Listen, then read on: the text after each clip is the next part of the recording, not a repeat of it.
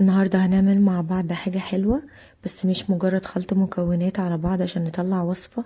هي حاجة كده معمولة بكل حب عشان تديكوا النتيجة الكيوت القمر دي. هيفوتكوا كتير قوي لو ما عملتوش الوصفة دي.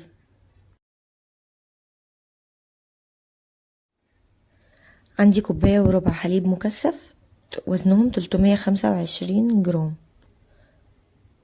وعندي كمان كوبايتين ونص جوز هند يعني ناعم، وزنهم 225 جرام.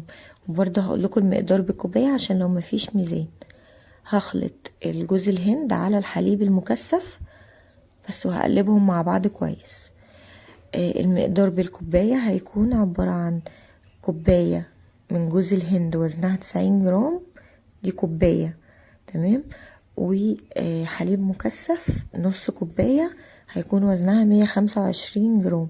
يعني جوز الهند بيكون ضعف مقدار الحليب المكثف. يعني لو هستخدم كوباية من جوز الهند هستخدم نص كوباية حليب مكثف. بعد كده بقى ببتدي ان انا اشكلهم كرات الاول، وبعد كده بغير الشكل للشكل ده. لو حابين تسيبوهم كرات زي ما هي مفيش مشكلة، بتبقى حلوة جدا، بس انا بحب الشكل ده اكتر.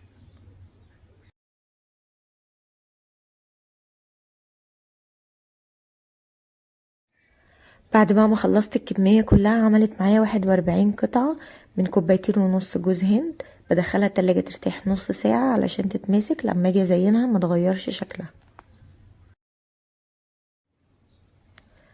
بعد نص ساعة بقى بتكون اتمسكت وبتكون كده، يعني ليها قوام كده احسن. بنبتدي بقى ان احنا ننزلها كده في الشوكولاتة علشان نغلفها كلها بيها. بتتغلف كلها كده بالشوكولاتة. وعايزه اقول لكم الميكس بتاع جوز الهند والشوكولاته ده حاجه كده انا بعشقها. طعمها تحفه تحفه، يعني بتفكرني كده بحاجه كده كنت باكلها وانا صغيره، مش بلاقيها دلوقتي.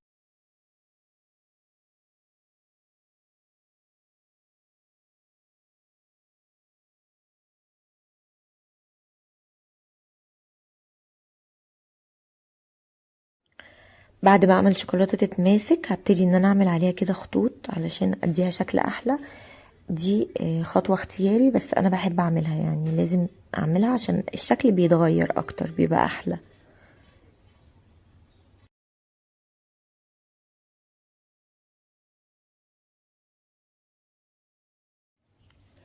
وبس كده ده بيكون شكلها بعد ما خلصت. حاجة كده قمر قوي كده، وطعمها كمان قمر زي شكلها.